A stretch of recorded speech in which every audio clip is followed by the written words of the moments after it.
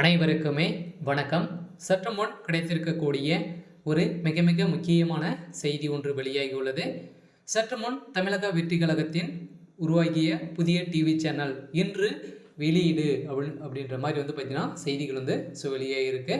ஏற்கனவே பார்த்தீங்கன்னா இப்போ தமிழகத்தில் புதிய கட்சியாக தமிழக வெற்றி கழகம் உருவாகி இருக்கு இல்லையா. விஜய் அவர்கள் பொதுச் செயலாளராக இருக்காரு.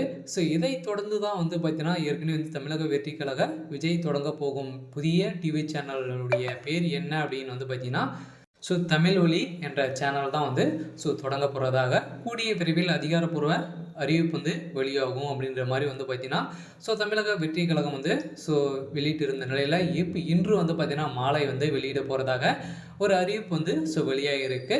இதை பற்றி தான் இந்த வீடியோவில் நம்ம முழுமையாக பார்க்க போகிறோம்.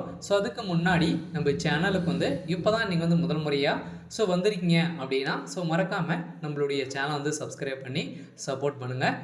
வாங்க வீடியோக்குள்ளே போகலாம். பார்த்தீங்கன்னா தமிழக வெற்றி கழகத்தின் உருவாக்கி இருக்கக்கூடிய ஒரு புதிய கட்சியாக தான் இருக்கு இல்லையா.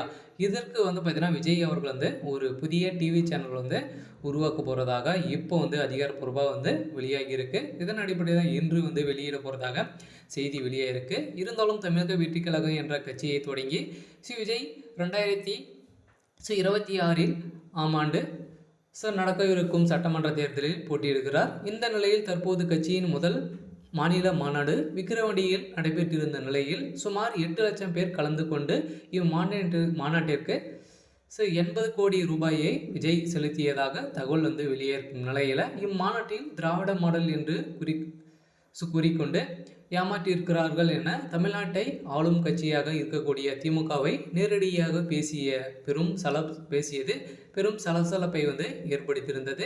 மேலும் நாம் தமிழர் கட்சியின் தலைமை ஒருங்கிணைப்பாளர் சீமானும் சில கருத்துக்களை முன்வைத்து விஜயை விமர்சனம் செய்திருந்தார். இதைத் தொடர்ந்து நேற்று தமிழக வெற்றி கழகத்திடம் விஜய் தலைமையில் நேற்று ஆலோசனை நடைபெற்றிருந்த நிலையில் இந்த ஆலோசனை அடிப்படையில் பார்த்தீங்கன்னா புதிய ஒரு டிவி சேனலாக தமிழக வெற்றி கழகம் உருவாகி இருக்கு.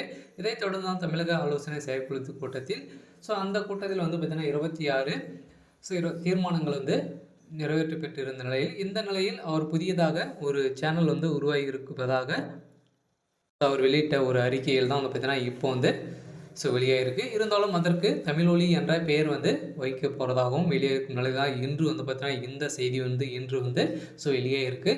அனைவருக்குமே என்ன பேர் அப்படின்ற மாதிரி தான் ஒரு கேள்விக்குறியாக இருந்தது இல்லையா. இவருடைய தமிழ் ஒலி என்ற சேனல் தான் வெளியாக போகுது.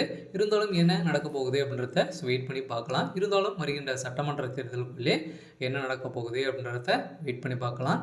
இது மாதிரி செய்திகளை தெரிஞ்சுக்கணும் அப்படின்னா மறக்காமல் நம்மளுடைய சேனலை சப்ஸ்கிரைப் பண்ணிக்கோங்க. தேங்க்யூ.